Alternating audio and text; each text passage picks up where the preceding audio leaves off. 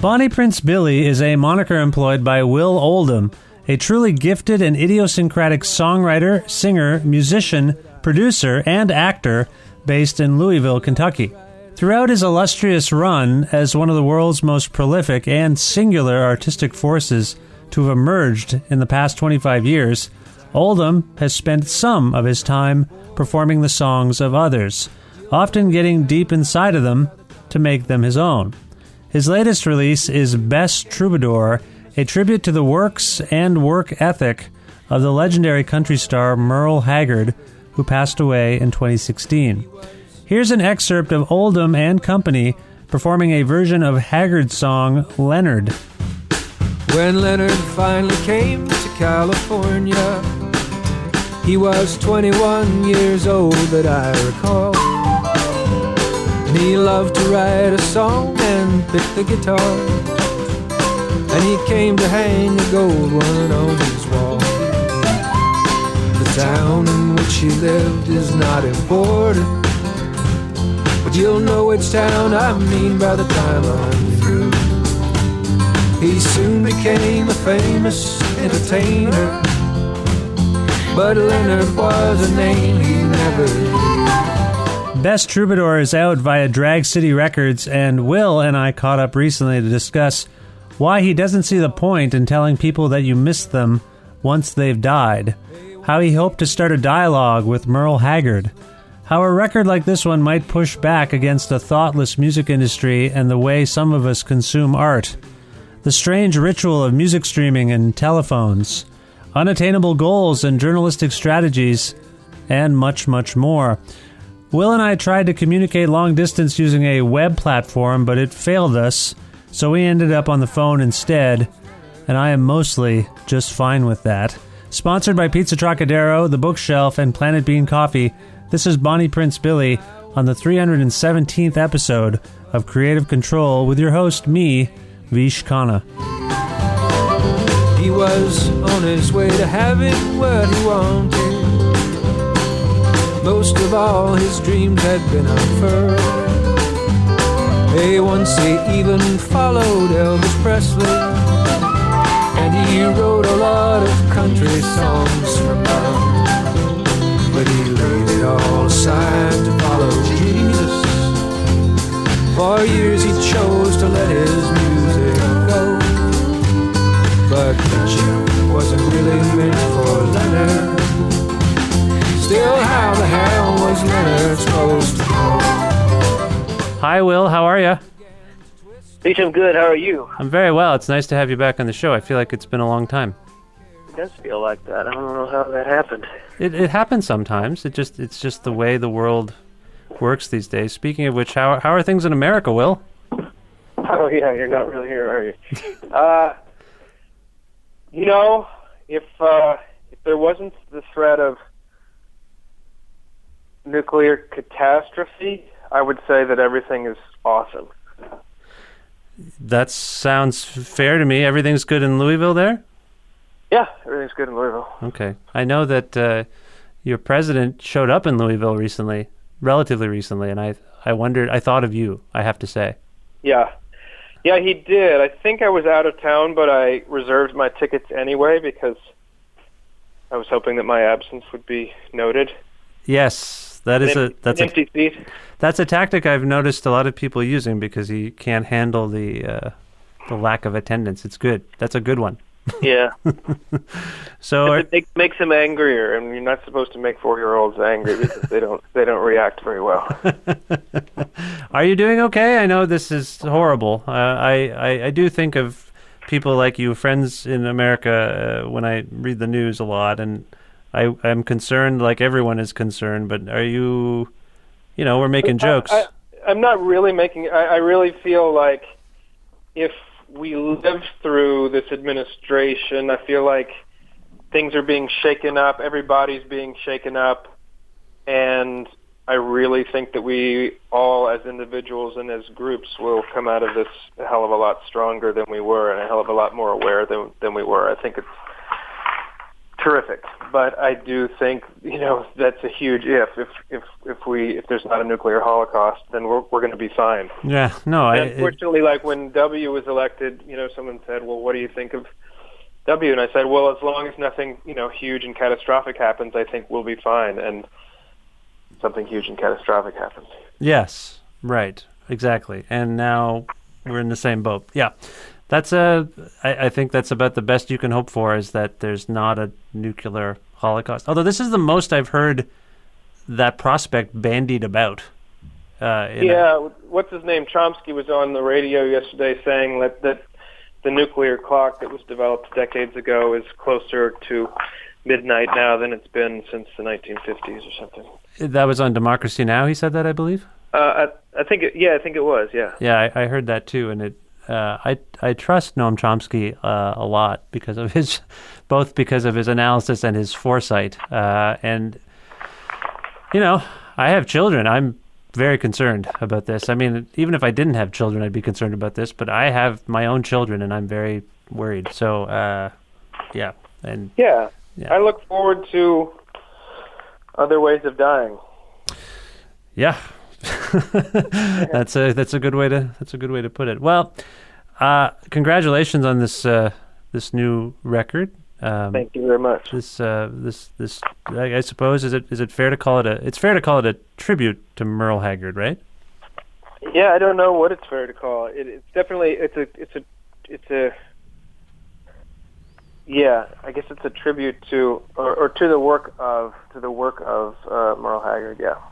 Yeah, I pause there because I know that sometimes I land on terminology that isn't quite what you have in mind when we talk about versions or interpretations or cover songs or what have you. And the last time we spoke, I left the conversation feeling quite enlightened about how the universe works in terms of iteration and different kinds of performances of seemingly the same song. And so I have all of that listening to you. I have the good fortune of speaking to you every once in a while. So that has informed how I've listened to this record, Yeah, awesome. Yeah. Yeah, it became a different record many times over the course of the last year and a half, I would say.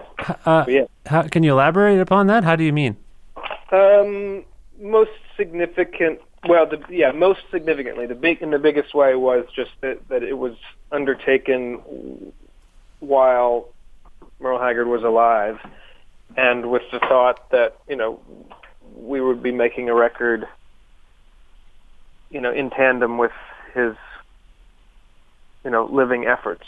Sure. Then right. When he died, that was that fucked it all up, fucked that whole idea up. Or I'm not sure if I can say that for you, but you can say it. Go ahead. Okay, I messed everything up because it wasn't meant to be a posthumous record. Which So that was the biggest obvious way that it became a different record. That's totally fascinating, right? The context of what you've done here, because I think people viewed it totally as a posthumous tribute. I mean, I viewed it that way until you just spoke. So that's fascinating. Yeah, and that was part of it, is knowing that people would take it that way, and when a beautiful thing that happened maybe 2 months ago is my wife and I were shopping for shelves at a big old, I don't know what you call it. It's like a antique mall, so lots of vendors have booths there and they're selling. Mm-hmm. And one vendor was selling old music magazines from the 70s and early 80s, and there was a magazine called Honky Tonk that I'd never heard of, and Merle was on the cover. And so I bought it and took it home, and in it he describes making his Elvis Presley record. Yeah. Which he began when Elvis was alive, and then Elvis died, and he talks about having these same feelings. He was just like, I didn't want to put this record out. That's not what it was supposed to be. Yeah. And then I just, said, well, forget it. I just have to go with my intentions, and I'd already put the work into making the record, and it was like this beautiful, ghostly voice from the beyond saying, it's appropriate. It's appropriate that we'd already decided it, so it didn't matter at that point. But it was nice to have to know that we were because more than anything, I think it was an attempt. This record is an attempt to, again, like when I pointed out, it's pay homage to my impression of the way that Merle worked and the way he approached music. And so this was a nice affirmation that the tribute carried through, that maybe we were getting it right in some ways, because in this very large way we were our intentions were paralleling Haggard's intentions when he made his Elvis record, for example. It sounds like both of you were placed in a position where you're like, is this going to be perceived as a cash grab, kind of like yeah. I guess that's one. And not only that, yeah, cash grab. Or I just don't like it. It really bothers me when somebody dies, and then for the next 3 or 4 days, you see all the social media postings or columns saying, "We miss you. You're awesome." And it's just like, because I think, no, this person is dead. They can't hear you, and why don't you? And let's do a tribute concert to this person. Let's do and it's like, why didn't you do it 6 months ago? Mm-hmm. It's no tribute to this person. You're I don't know. What are you doing? I don't understand. I don't understand why people pay so much attention to dead people as opposed to living people. And I didn't want to, this was not meant to be a record for a dead man. It was supposed to be a record for a living man. Does that speak to your relationship with grieving? I mean, I think most of the things that you're outlining there are just people trying to cope with themselves, let alone the loss. They're paying tribute to someone because it makes themselves feel better about the situation. Why does that? That's what I don't understand. Why that makes someone feel better? Why doesn't it make someone feel better to pay tribute to a living person? That's what I find confounding. Like when Leonard Cohen died, everybody's all about Leonard Cohen, and just like, well, he was actually better, when he was alive, because there was the potential he could still make another record. And why are you, and what's the point of saying we miss you? Well, who are you saying we miss you to? I don't understand. We miss you. I'm not disagreeing with you necessarily, but I will say that I think it is an acknowledgement of that fault. We took this person for granted. And now, when it's too late, it's kind of a... Now when it's too late, we're going to commit the sin again. Yes. Rather than say, they don't say, let's do a tribute concert to whoever that's still alive because we fucked up with Leonard Cohen. Right. Right. Instead, it's like, no, let's just keep making the same mistake and make it even deeper and more, more egregious. To be fair, there are many examples of people actually paying tribute to Don Rickles before he died, or paying tribute to Johnny Cash before he died, No, yeah. Yeah. So, I mean, I hear what you're saying. I totally hear what you're saying, and it's confusing, and I can see where there might be tension for you particularly, because now you're in this position of being perceived as doing the same thing that you're upset about. Yeah, exactly. But it is worrisome to feel as if someone would look at this record and think that it was created and conceived as a posthumous tribute, because I don't like those things.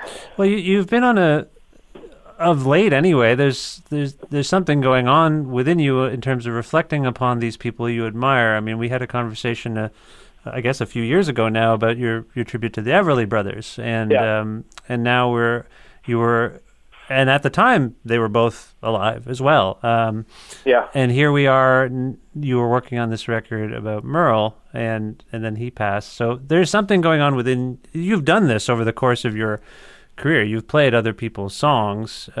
What compels you to do that? I know that's a sweeping question that might force you to sweep through space and time, but I'm just curious. Why do you Is it that compulsion to pay tribute to someone when they're alive and to let them know that they're loved? Well, the furthest reach of the ambition of a project like that, like the Everly's project or this Merle project, like the biggest and potentially most unrealistic goal is to create a dialogue with that artist or those artists. Is that right? The fact, sure. Yeah. I mean, I want to. There are aspects of Merle's work that I find so inspiring and so compelling that I don't necessarily see get a lot of attention, and among people that I know or talk to or read about. People may have awarenesses of what Merle does and how he did things, but I don't hear about it. So I think, well, this is so badass. Merle Haggard is so badass in the way he approached making music. Part of me thinks, I wonder if he is aware that somebody else is aware of how badass he is.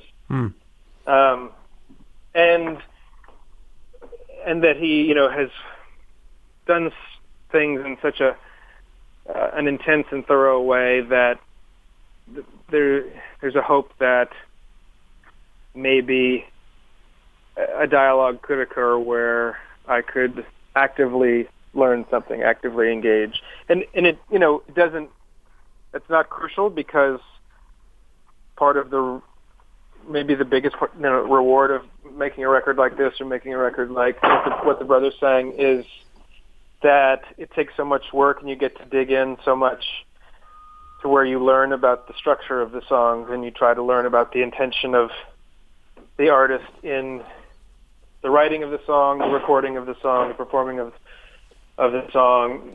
So the rewards are built in. So it doesn't matter if you do hear from or ever get to meet or speak with somebody that you cover or go to the links that we've done with the Merle record or the Everly record.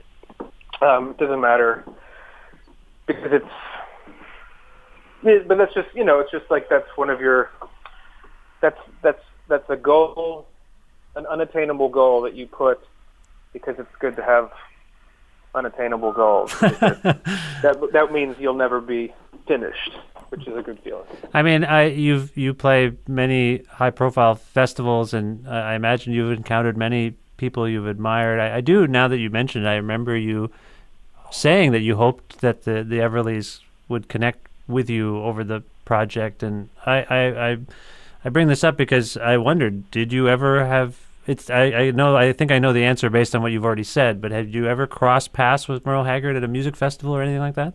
Well, it's interesting to say that because I don't really play music festivals, high profile or not. I'll play, maybe one or two a year because I hate them.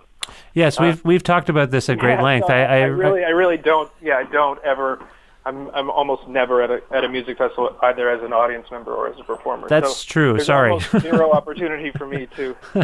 I think I'm gonna headline a festival on Saturday night called Do It Ourselves, and I have never heard of any of the other acts at the festival in Santa Cruz, California. And I think that will be.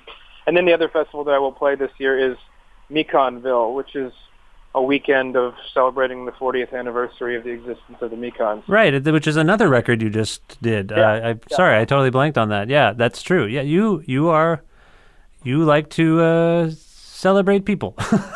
Yeah, and especially, another aspect of why that is right now, it has to do with the chaotic mess of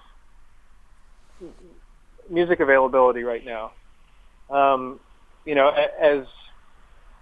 the Spotifys and the Apple Musics and the Tidals cheapen music,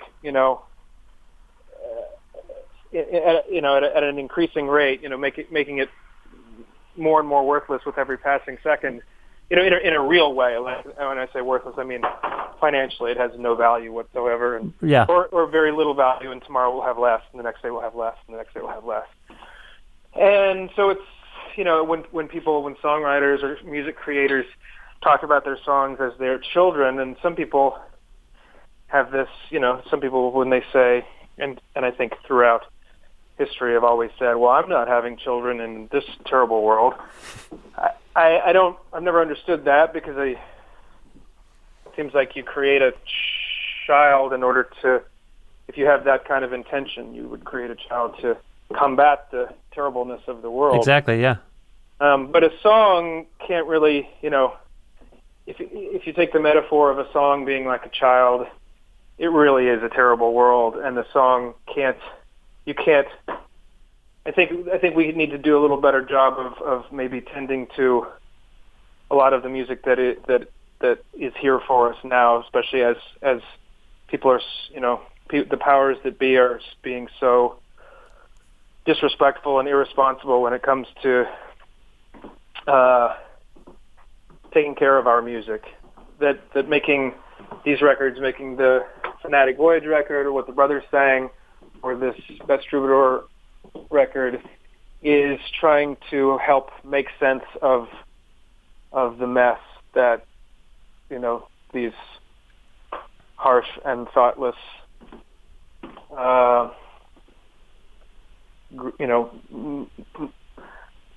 money mongerers are, the mess that they're creating of our musical heritage. I know that music is particularly impacted by this, and I understand your concern and your frustration, but I've been wrestling with this a lot lately, and I feel like we're at a point where it's a complete cultural fragmentation that is making us undervalue everything. And I mean all cultures. Everyone is now expected to be a really on top of it generalist. You're supposed to have seen and consumed almost everything, right, and be fine with it. And what you have is, in the end, you don't have any specialism, so to speak. Like there's no, there's no expertise anymore, because on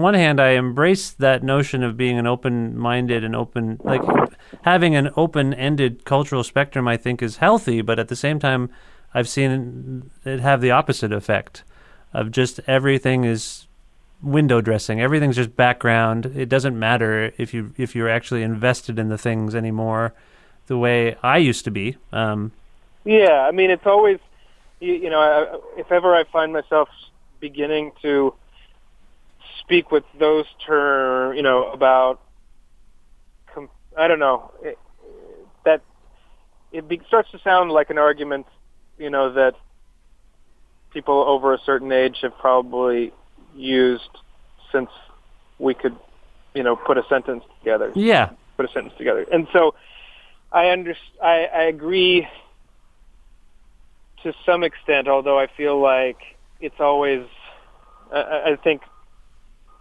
I don't know, I would watch how much that is a symptom of our getting older before we make that kind of argument, in terms of saying anymore, nobody's doing this anymore. Yeah, no, totally. No, I agree.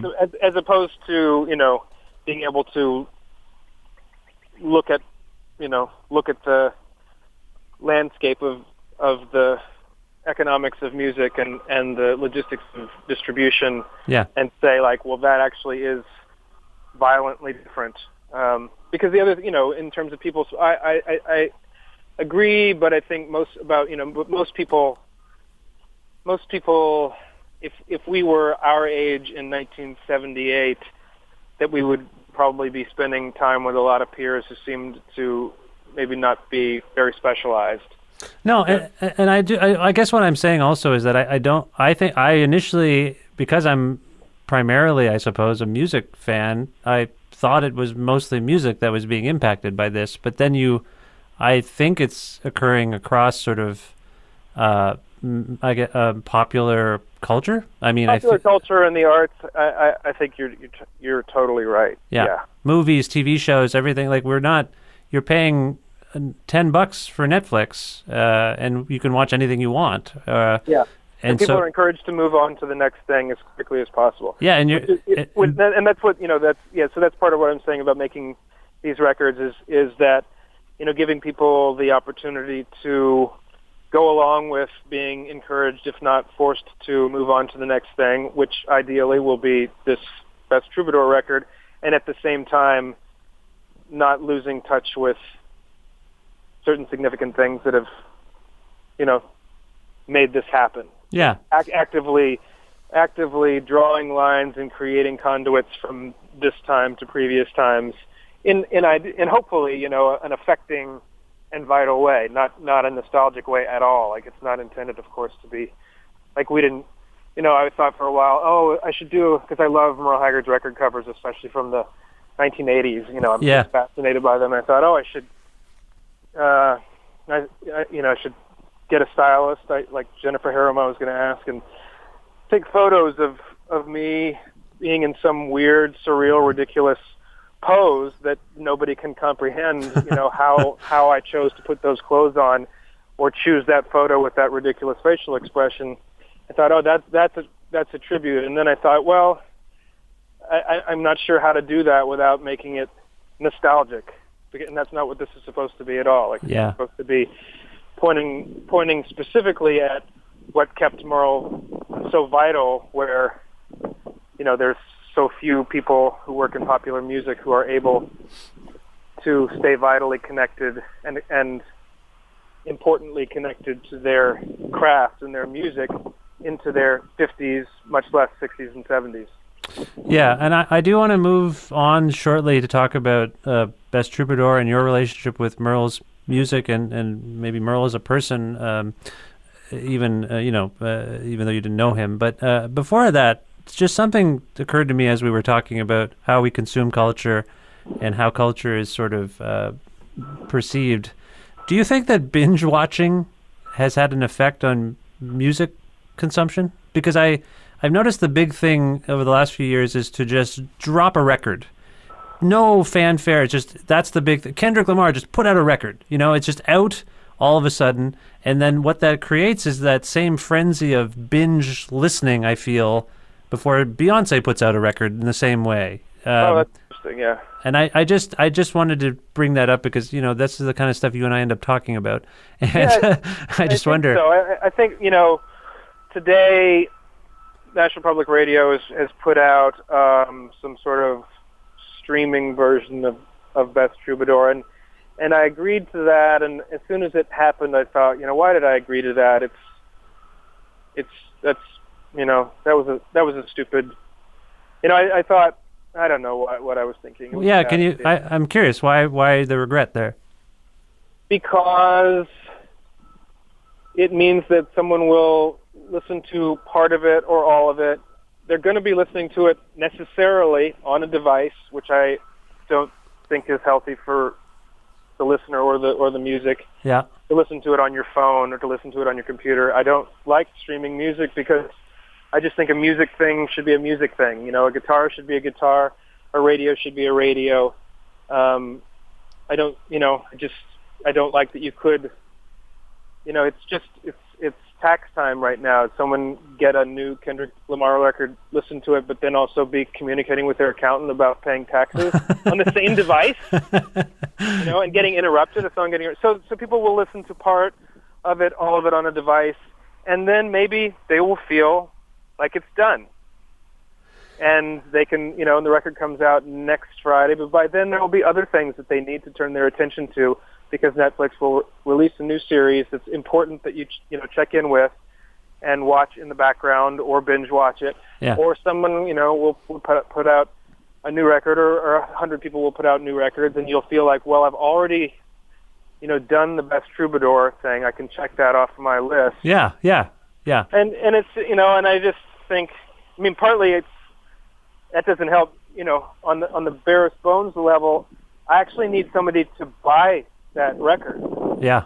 It's not a gift to people. It's not like, here, listen to it for free, and then I'll make another one. No, if you listen to it for free, I can't make another one.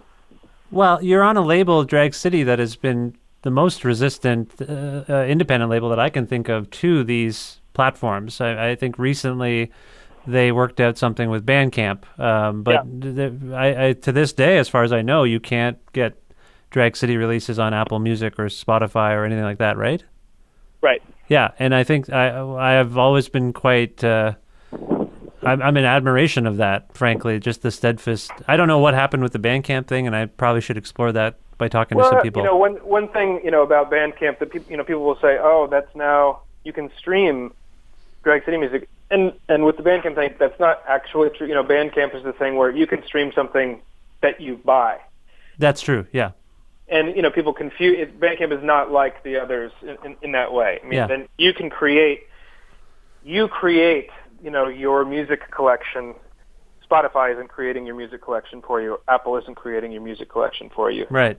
And that's crucial. At the same time, more and more and more and more. Literally, I'll say every other day. I won't say it every day, but literally every other day, someone will ask me why. Why isn't it there on Spotify specifically? Why not on Spotify? And I know so many reasons why, but at a certain point, it's also, well, if all of these people are asking me, who am I making music for? Right. Increasingly every day, it's, I talk to people who just don't own a CD player, don't own a cassette player, don't own a turntable. Right. May not even own a radio, it's right. in their car. And it's like, well, who am I? I want to make music for people to listen to. So, Spotify is really horrible. But yeah, what's the choice here? Either just stop trying to make music, or become resigned to the idea that, which is a good thing eventually anyways, to understand this is not part of my audience. My audience is going to be people who own CD players. That's totally fine, because there are millions upon millions of people who own CD players. That's a big enough audience for me. It's just you have to work out how to find those people, because some people who are, quote, out of touch with, the zeitgeist, or out of touch with what's happening in the next 5 minutes, may also not understand how to buy a record, how to buy a CD. They could maybe figure out Amazon or figure out a thrift store, but somebody who listens to their CD player every day right now is probably not somebody with a Spotify account, which probably means they may have a tenuous relationship even to email, much less the internet. And so how do you figure out? And those could be people who are just old-fashioned by nature, or have made a conscious decision after, or a series of decisions saying, I am not going to opt in. I'm not going to keep opting in. Yeah. Because you're taking away more than you're giving me when you ask me to opt in to, making Spotify my exclusive music source. You're actually taking far more from me than you're giving. It looks like you're giving me the world, but really you're gutting my world and giving me practically nothing. I mean, you're talking about it in terms of material conditions. I know in a recent book, Ian Svenonius was discussing all of this stuff, this sort of reliance on intangible artifact as being an erasure of history. Yeah. And yet at the same time, I'll speak to my own experience. My wife and I have a small house, and I have a record collection, and I have a CD collection, and at some point I'm at capacity. And I'm not sure, I'm trying to constantly make room for stuff. We're looking at our books and being like, what do we do with these things? Yeah. And at the same time, my kids, I think about their mentality when they can't watch their TV shows on Netflix exactly when they want to.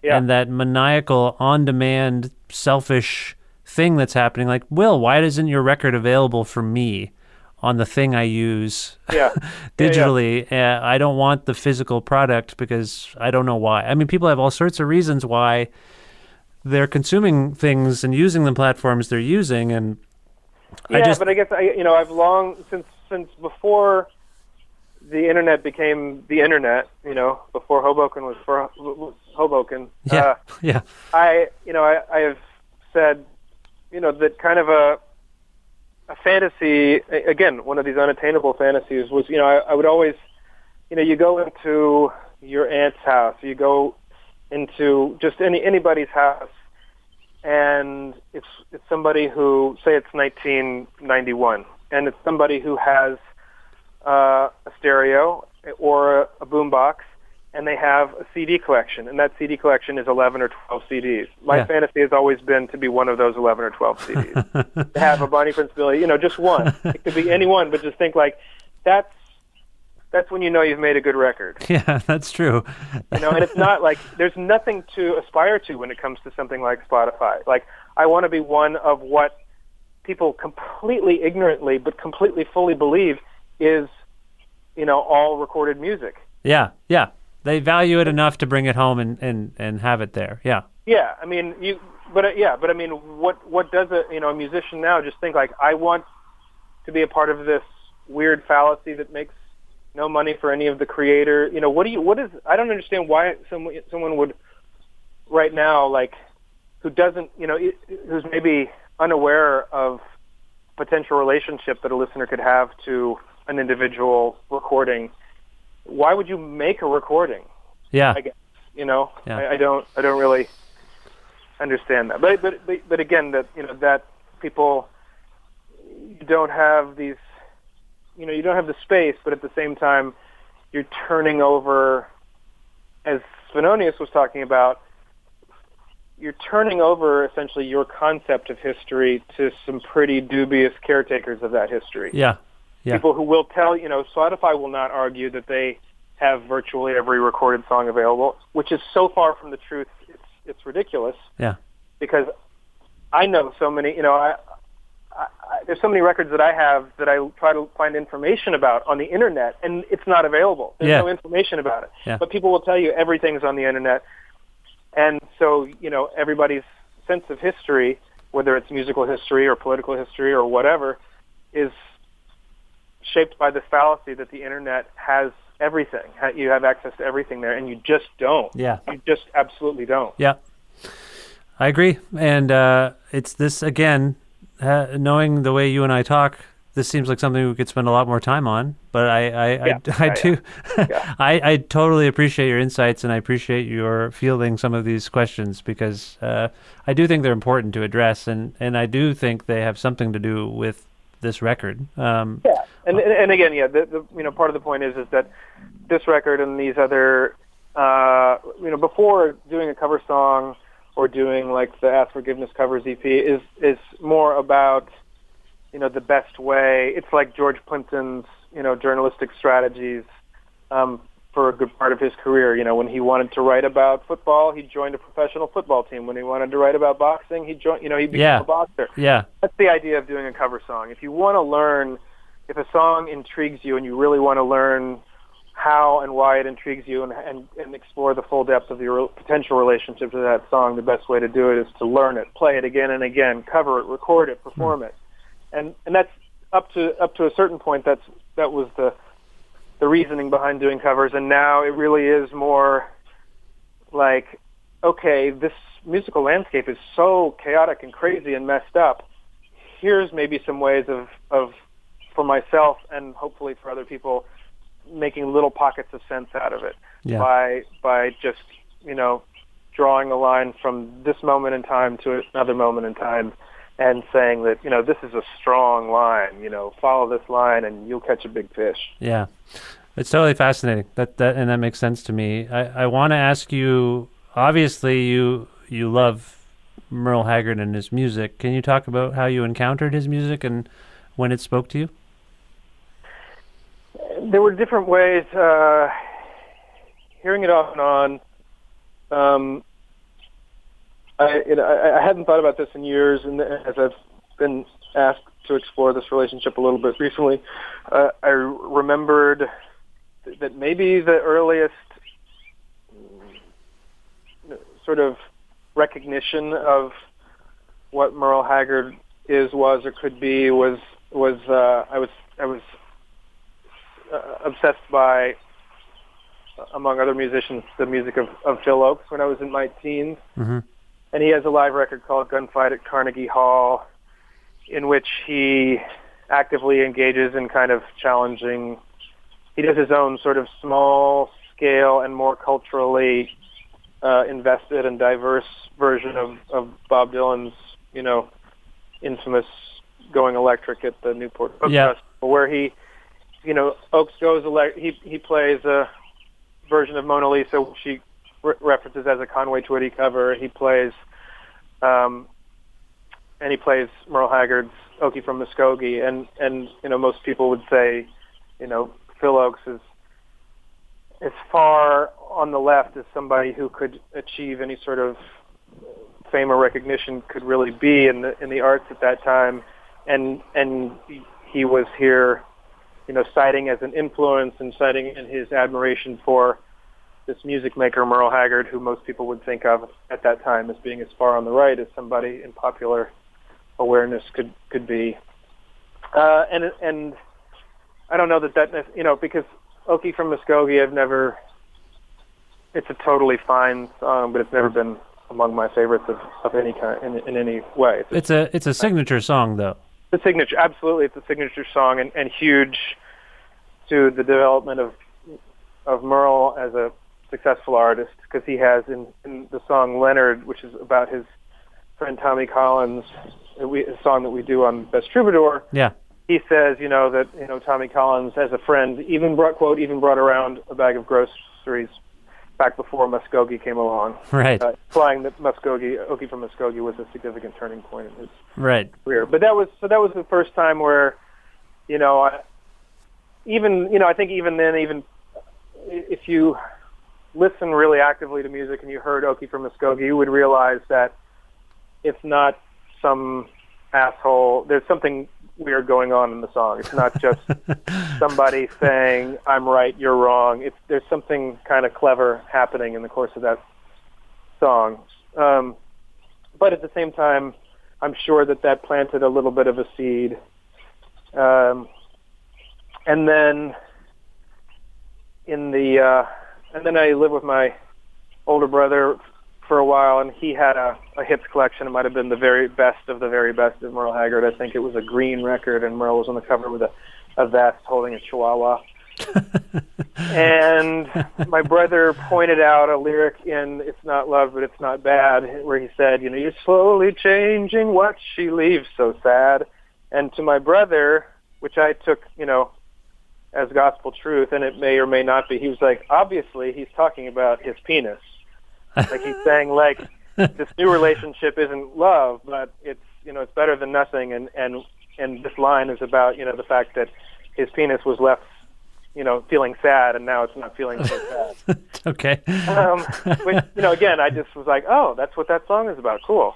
But like Phil Oakes, it planted another significant seed. No pun intended. Yeah, good job with that pun. That was good. and then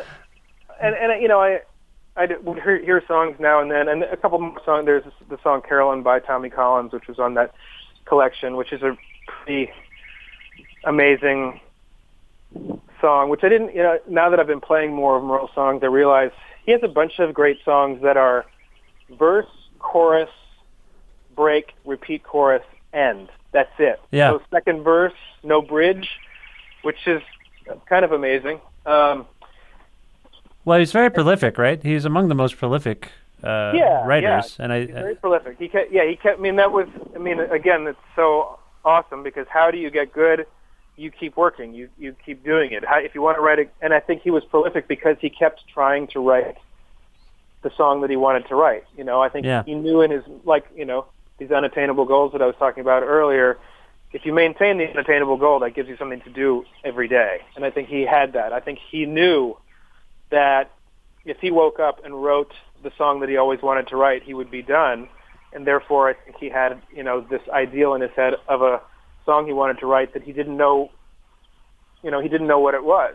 So he had to keep writing songs in hopes that he would one day write that song. Well, there's a certain amount of joy that he took in songwriting and excitement about it. The story about Leonard that you were talking about Leonard, and my understanding is that he wrote it on a bus, or he finished it on a bus and made the driver pull over so that he could sing the song to Tommy Collins on the phone, like just immediately. I heard that. Yeah, that's amazing. Yeah, so he has there's this level of excitement and enthusiasm for his.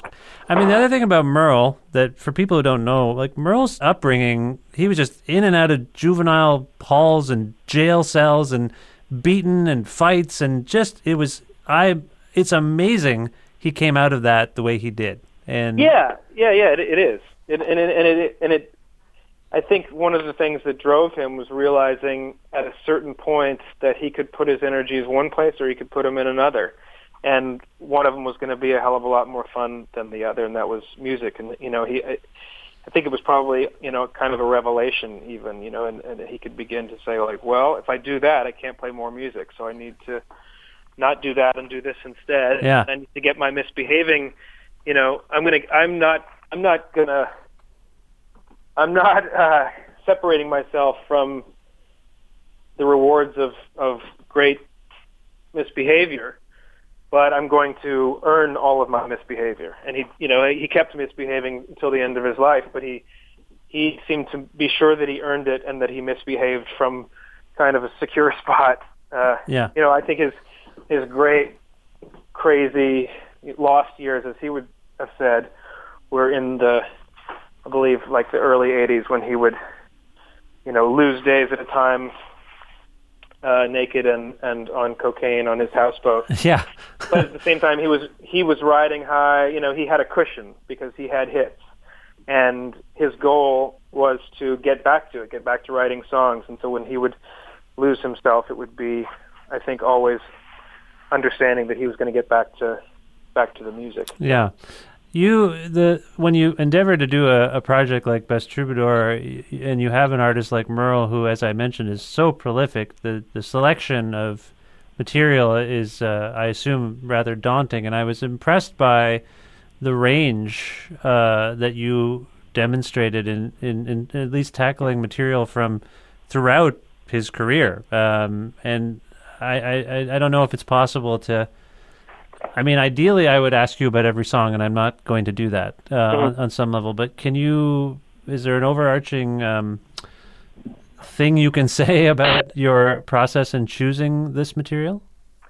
A couple of big factors. One was, fast forwarding in terms of my experience, becoming involved with, with a passion for Merle and his music. Like one of the single most specific moment that I can remember that was it felt almost biblical at the time when it happened, and it was like I went over to my friend Todd Brashear's house, and he said, and this was in 1996, he said, I think you might want to hear this record, this new Merle Haggard record called 1996. And from the moment it started, it really,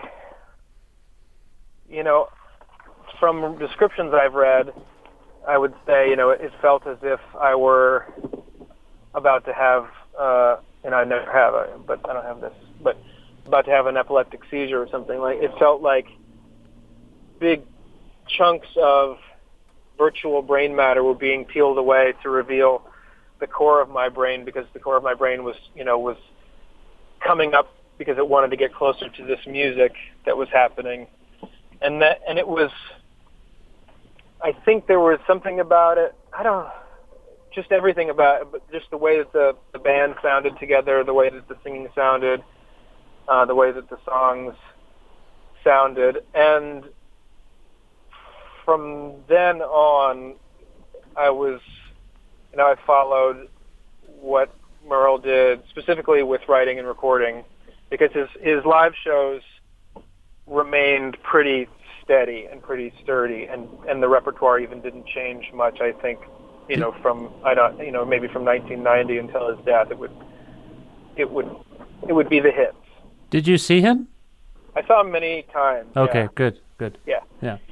And but I started just following him closely from that time on, and so I knew, and I was also aware that for all intents and purposes, the public at large was not following him at that time in terms of his, I would have friends who would go see him at the drop of a hat, and then I would say, "Oh, have you ever heard his new record?" And they wouldn't have heard any of his new music for the past 10 or 15 years. It's a weird thing, isn't it? I encounter this a lot when I see people like Bob Dylan or whoever, and it's odd. It's odd to me that you wouldn't be, you'd make the effort to attend the show, but not engage with their output. It seems strange to me. Well, Merle seemed to understand that as well, because, like I say, he didn't change he wasn't.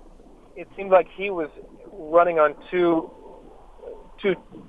paths. This is me completely projecting. Sure. But it seemed like he was continuing to play shows out of gratitude to the audience, out of love for the musicians that he played with, out of love for performing, and out of a need to earn money so that he could pay his musicians and so that he could continue to write songs and make records.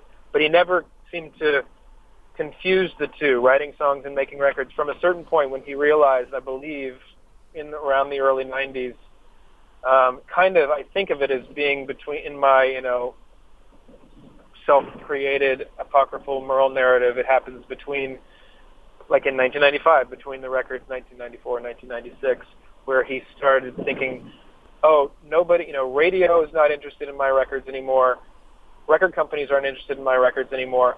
Only I am interested in my records anymore, and I'm going to keep making them. But now I'm going to make them with this other idea in mind, that I'm making it for myself or for an ideal audience or for my fellow musicians or for I don't even know who, but I'm going to keep doing it, and I can keep doing it, and also maybe to have something on the merch table so that he can. Yeah, sure. And he famously, talked about his high overhead all the time because he kept his musicians on salary, and he, had a family and a property and a bus, and so he had a lot of bills all the time. So he would, tour all the time. But he didn't. I don't think, if you came to his shows, he knew that you didn't have his new record, and that you didn't want his new record, and that you weren't interested in his new record. If you came to his shows, that was sort of, I think, a very realistic view of who his audience was. His live audience was. Right. Okay. One of the things I've noticed about you in terms of your tributes to people when you cover their work is that you take a certain amount of ownership over these songs. At least that's my perspective. Yeah. In the performance and the delivery and the arrangements and whatnot.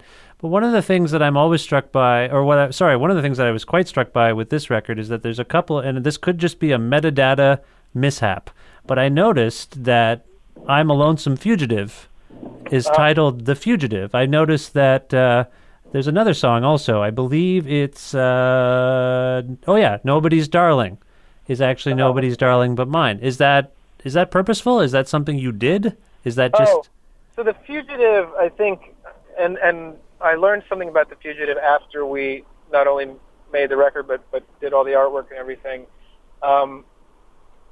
So The Fugitive is something in going, assuming that there's an accuracy to it, going to because somebody pointed out to me that I had miscredited it, writer, I thought it was a Merle Haggard song, and I had even read somewhere that it was a Merle Haggard song. It isn't a Merle Haggard song. That's right, yeah. But that's how it reads on our, I think we were able to change it on one of the formats. We had time still. Okay. But also that it had two names essentially, and so I think maybe it had been released as, maybe it was official time. I don't know.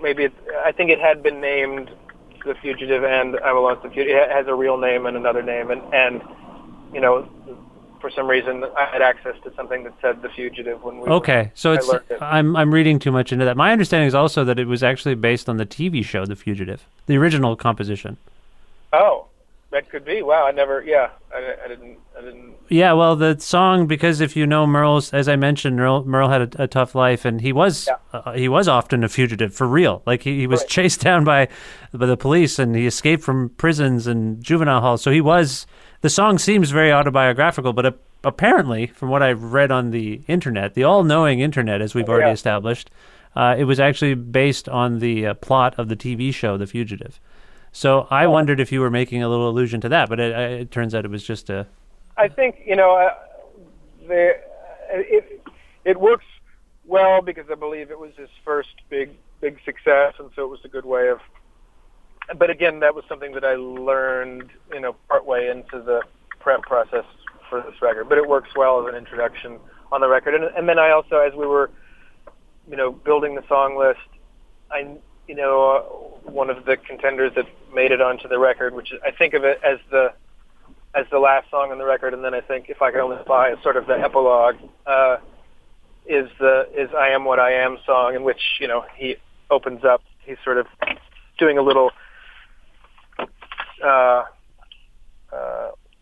jingle version of a life summary song, and he opens up by saying, I'm no longer a fugitive, and I just thought, that's a nice little interesting for this record. And then, Nobody's Darling, I think, that's probably just, it's interesting because I thought where you were going with it was going into other parts of the record where liberties have been taken, but you'll just have to listen a little deeper if you ever have the time. No, I'm There's a lot of those. Yeah, throughout the record. I'm vaguely aware of some of those too. I was just thinking about it on a textual level because I think that those things are, in following you, I think that there are enigmatic qualities to what you do, and part of the fun is just picking up the clues, And I think, if I'm right, I think you enjoy that.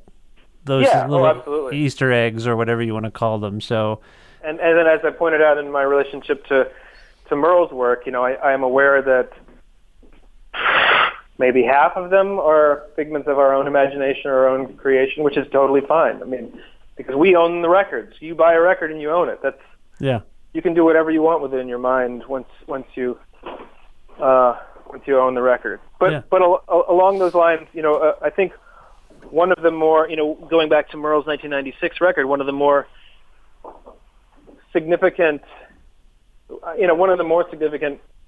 recordings of the song, performances of a recorded, composed song, to me, is from that 1996 record. It's Merle's cover of Iris DeMent's "No Time to Cry," and in that. He does a great Merleism where I think that she has a chorus in the song that she repeats 2 or 3 times, and he only does it once, and it's still a 4.5 minute incredible powerhouse song, and he does it maybe slower than her, so maybe it just wouldn't have fit. I don't know, or maybe just it works more like the Leonard song where there just isn't a repeat; it just goes lyrically. Right. But he takes a line, and it's my relationship to Merle's work, circumstantially has worked out so much that the life of his music in my mind has been so corroborated by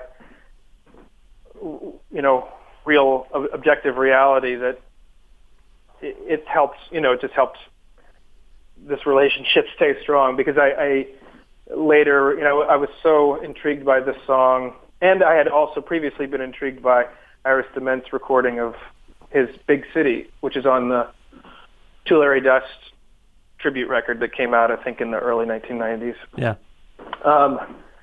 And there was an article by a music writer named Nicholas Dowidoff, and that was collected in a book called In Country of Country. And it's an article that basically is about these two artists, Merle Haggard and Iris DeMent, and their individual journeys, but also how they came together as artists. And that was, after years of me being completely intrigued and fascinated just by the relationship as a listener of Iris's cover of Big City to Merle's cover of No Time to Cry. Right. And I guess they did a number of shows together. I wish I could have seen some of those. You can see some, I think, online maybe. But in his cover of No Time to Cry, she has a line in it where she opens a verse and she says, I can still remember when I was a girl. And, what's Merle going to do with that? So Merle says, and it's just, he says, I can still remember before there was a Merle. And it's just like, whoa, he took that, like, talk about a master, he took that line and he didn't replace it, like a lot of people, if they're singing a ballad that's about a long-lost male love and it's a man singing, he'll cop out and sing it was a long-lost female love or whatever. Yeah. But he doesn't even do that. He creates like this weird conundrum within the line itself. Like, what does that even mean? And he's, it's like the song is so, the way he sings it especially is so rich and like, because it's about being older and taking stock and how you deal with emotions. And he's like, how is he dealing with, who is he? Before there was a Merle, what does that mean? He said, I can remember that. And that kind of ownership of somebody else's song, a great song, by a great songwriter and an incredible singer, he has owned it and taken nothing away from it, but he's made it also a Merle Haggard song that lives alongside of Iris DeMent's song. He doesn't own it and steal it. He just owns it. And like he's super generous about owning it by saying, this is her song, and yet he's like, I'm gonna own it for the time that I'm singing it. I'm gonna own it. And so that occupation of the song is something that, a huge lesson that I've taken in terms of covering anybody's songs, but also in approaching this record and in approaching many of the specific individual songs along the way, thinking like, okay, obviously I love this. Obviously I love all of these songs. Obviously I love Merle Haggard. Obviously I love the artists that he loves, or at least in the way that he loves them. I can appreciate them. Yeah. But I'm also, I want to show that love by embodying it, entering it, owning it as much as I possibly can. And that means whatever. What if you just change a chord? Or he does Jimmy Rogers' My Old Pal, and out of curiosity, I listened to Jimmy Rogers' My Old Pal, and Merle had messed with it. Right. And I don't know if it's because, like the errors that we did in terms of the title of Nobody's Darling or I'm a Lonesome Fugitive, maybe he just didn't look it up. He did it from memory. Yeah. Because he knows Jimmy Rogers' music so well. He's like, let's do My Old Pal. How about that? And played it from memory. Or maybe he was doing Lefty Frizzell's version, which I think was on the first. I think Lefty Frizzell's first record was a 10-inch EP of Jimmy Rogers songs, and he did My Old Pal. And you can hear it sounds more like a Lefty Frizzell song than a Jimmy Rogers song when Merle does that song. Yeah. This is all. Then, why don't we? And then so we made a hybrid. It's a hybrid Lefty Frizzell, Jimmy Rogers, Merle Haggard, Bonnie Prince Billy song. Well, one of the reasons I so enjoyed your version of Haggard Like I've Never Been Before is because I could kind of picture you enjoying it, if that makes sense. Like, oh, yeah. I could picture you, like you say, you own it, and it's funny to hear you own that song. Right. And I appreciated that very much. That was a late comer because it just seems, if someone had said, why don't you, that's a great song, you should do it, I probably would have thought, no, that's a stupid idea. How could you do that? And then for some reason it just seemed, and then once we started playing it, it was just, it happened, it happened so well, and it was so much fun. Yeah, so much fun to play. Yeah, and it's palpable. I think it's obvious to me that you were kind of tickled doing that one. That's my take on that. Yeah, and then we got and then Emmett. That was the one song that Emmett Kelly guests on. And yes, that's right. Yeah.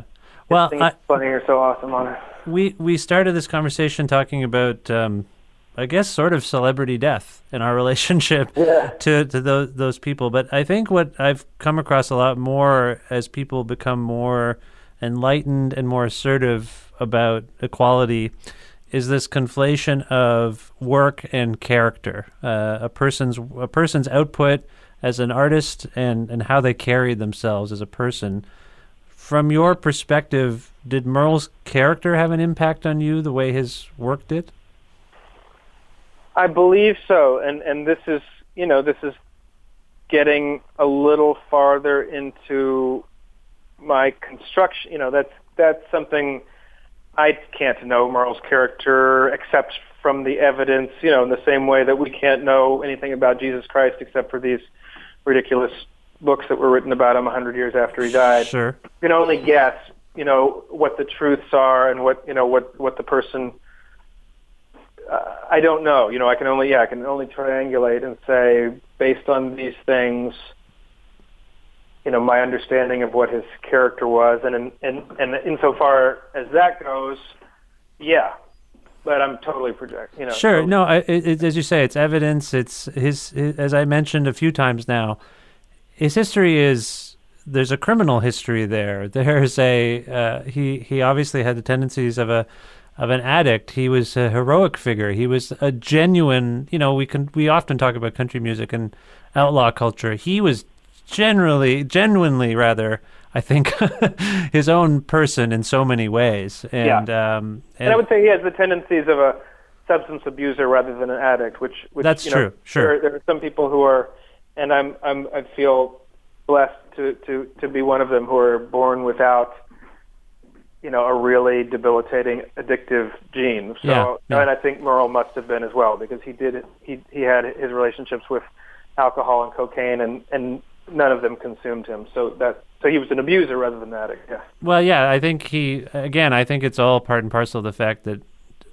it's weird. I don't think he was. I think he valued life. And certainly did more towards. At some point, something clicked for him, but there was a point where it didn't seem like he did. He was constantly pretty brutal about things. It was. And I did this song with Greg Weeks and Meg Baird on the Ask Forgiveness record, the Way I Am, which I guess is written by Sonny Throckmorton, but he sings it with such conviction when he says, wish I enjoyed what makes my living. Right. Did what I do with a willing hand.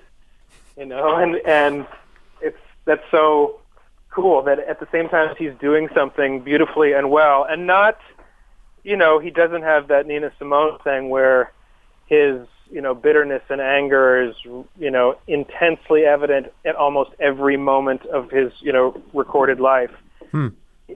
It's not. You hear so much joy in what he does.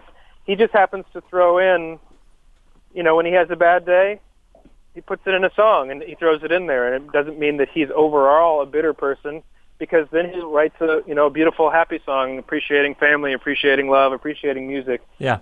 But he allows for a complicated persona. He was also a tremendous singer, which I assume you appreciate.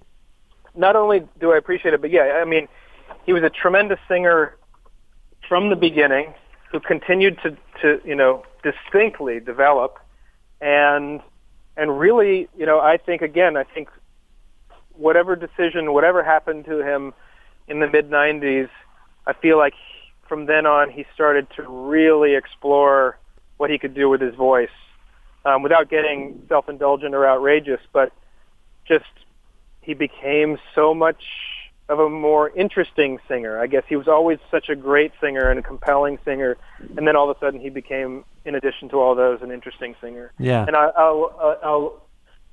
haven't listened to very much late Joni Mitchell, but I have listened hundreds of times to her, late re-recording of Both Sides Now with the orchestra, when her voice has become, a distinctly different instrument than it was in her early years of recording, and how she just knows that, it doesn't matter, because she knows her body, she knows her breath capacity, she knows her voice, she knows how to do it, and that's how, and so she's mastered. Like if she were, like in Heaven Can Wait, or, she were thrown into somebody else's body, she could make that voice box sing. Right. I believe that. Yeah. And Merle, similarly, as his voice changed, as his world changed, as his life changed, he continued to make his voice a stronger and better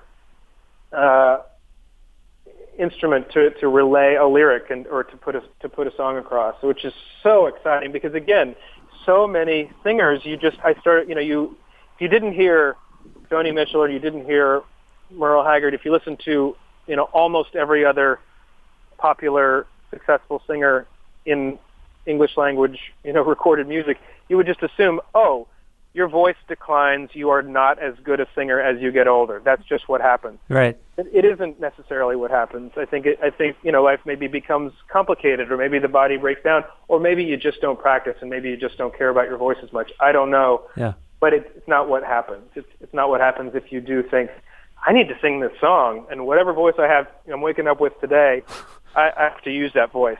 And Merle had fun with it. Yeah, I hear you there. Yeah.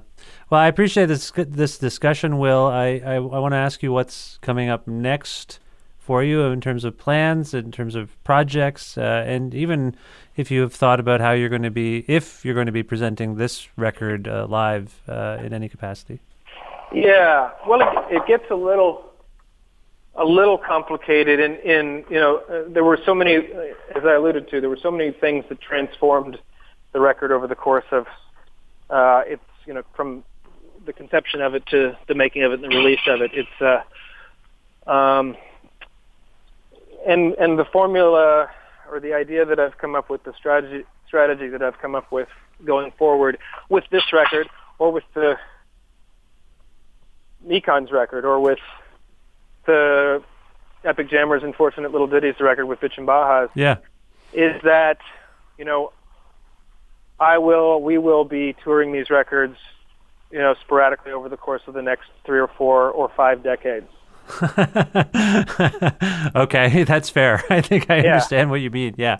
Okay. And it will, rather than force any one thing to happen. Now, especially now, we have. There's no reason to make something happen that shouldn't happen, and I know that we want to play these songs ideally with the exact group of core. I guess there's right 7, 8 of us. Core 8 of us on this record. That's the ideal, and that's what I would like to make happen, and I can only assume that it will at some point, if not different permutations over the course. I got to play shows. I got to play 3 solo shows over the course of the next week. I'm sure I'll play some Merle songs. I'm going to play Mama Tried, even though my friend Oscar sang it when we recorded it and released it as sort of a preview single thing. It's not on the record, Yeah. But he also he sells a lot of my merch over the years, and he made some leather bracelets that have Mama Tried stamped into it. So I'm going to, in honor of Oscar, I'm going to sing it so that I can sell those bracelets. He made them, and they're going to be on the merch table. All right. Well, that sounds excellent. Any plans to come to Canada again? Man, maybe. I just had to deal with all this just from playing Calgary last year, which was so great. It was so awesome playing that with we did that with Bitchin' Bajas, and playing that set for the Calgary Folk Festival audience was like one of the great. I feel like one of the more fulfilling moments of my live music life. Oh wow! Wow. But that said, Canada took so much money, and then I had to hire a Canadian accountant who also took a lot of money, and eventually, I think we did make out, where we got some of it back, but it's just a lot of work playing in Canada. Yeah, I've heard, and I'm sorry, but yeah. So mean to you at the border, but I understand. I would be mean to an American if I were a Canadian right now. Right. Although I guess that kind of attitude isn't going to make things any better, I guess. No, we're all going to have to get through this together somehow. It's we are difficult. I'm afraid to travel to America right now, and I'm a Canadian citizen, but it's troubling for me to contemplate walking down streets in America these days, or Canada, frankly. You got a funny name. You got to watch out when you come. I got a funny name. I look funny. Yeah, that's where I'm at. Yeah. Well, is there a song from Best Troubadour that we can go out on here, Will? How about Wouldn't That Be Something? Sure. Why did that come to mind? Because we were, we were highlighting a moment ago or 5 minutes ago some of Merle's orneriness, and that's, I think, just such a awesome example of, I don't know, how, I think one of the great things about, Merle's dedication to his songwriting is that he could, at any stage, he could find himself in a mood of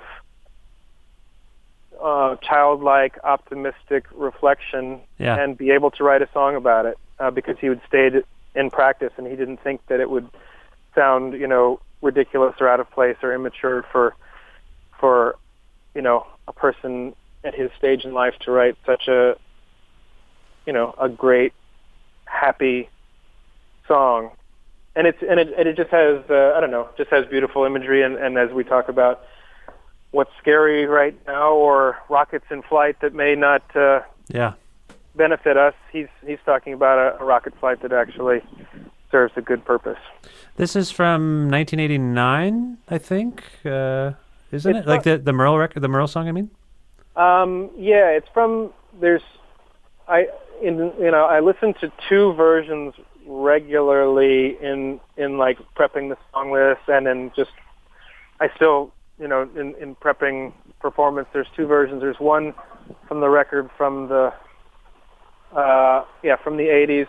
Is it 501? 501 Blues? Yeah, that's 501 right. Blues. Yeah. And then he made a pretty cool record with part of the Del McCoury band that he co-released on Del McCoury's label and Hag Records in the maybe 2005 or something like that, called the Bluegrass Sessions. That's right. Yeah. Another great version of that. So I listened equally to both of those, and before thinking about this record and while making this record. Okay. Well, this is Wouldn't That Be Something from the new Bonnie Prince Billy record, Best Troubadour. Will, you know this. It's always a great pleasure to have you on this show and to talk to you generally. So thank you for this, and best of luck with everything. And next time we talk, maybe I can work my way up to, say, like a 2015 level of technology, and we can talk in some newfangled format. Sounds like a deal to me. Thanks, Will. All right. Take it easy, Vish.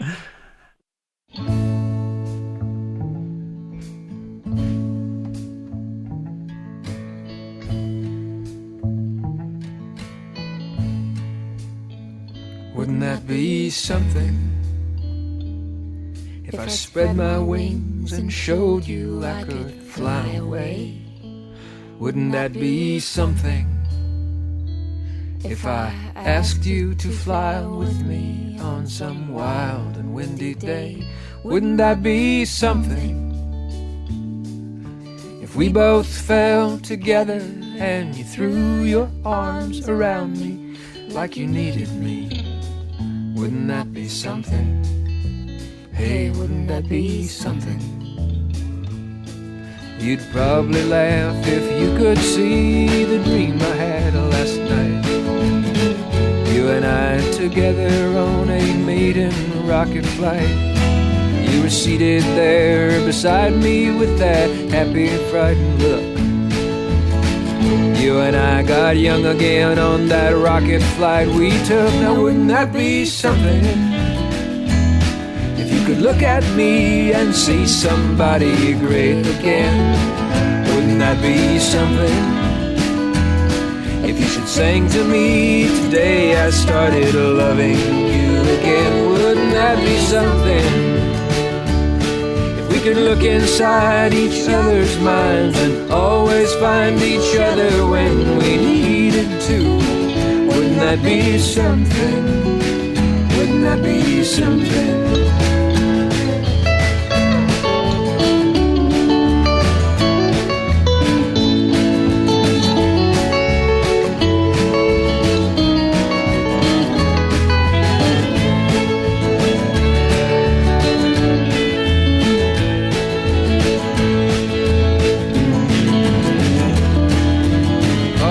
That be something?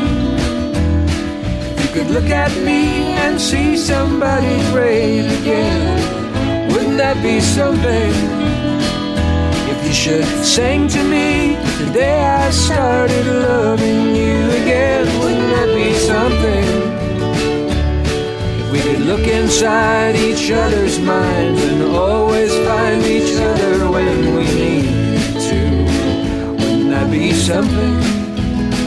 Wouldn't that be something? Yeah, wouldn't that be something?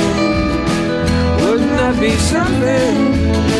Wouldn't that be something? Yeah, wouldn't that be something?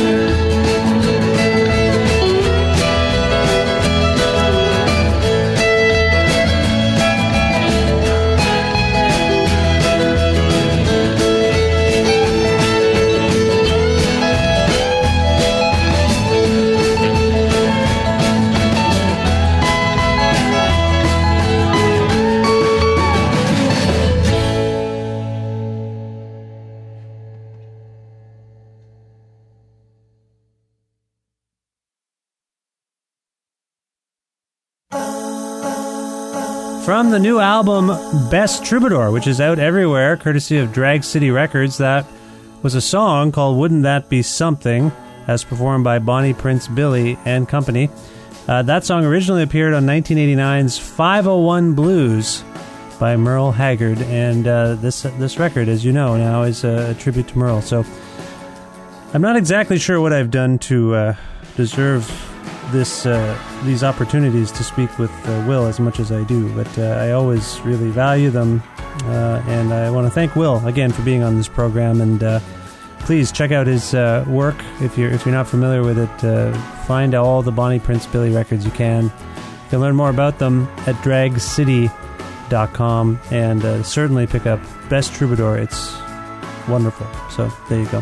This is the 317th episode of the Creative Control Podcast, which is available courtesy of many fairly giant corporations, including iTunes, Audio Boom, Google Play, Stitcher, TuneIn, Overcast. These are all podcast platforms that feature my show, and you can learn more about it in general at my website, vishkhanna.com. You can also go to patreon.com to make a flexible monthly donation to keep the podcast going. Also, like us on Facebook, follow us on Twitter at VishCreative, and listen to a version of the show every Wednesday at noon Eastern Standard Time at CFRU.ca around the world, or if you're in the area of Guelph, CFRU 93.3 FM.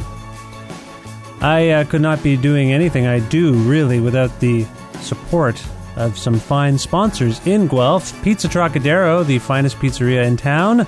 Call them at 519-829-2444 for pickup or delivery, or check them out at trocaderoguelph.ca.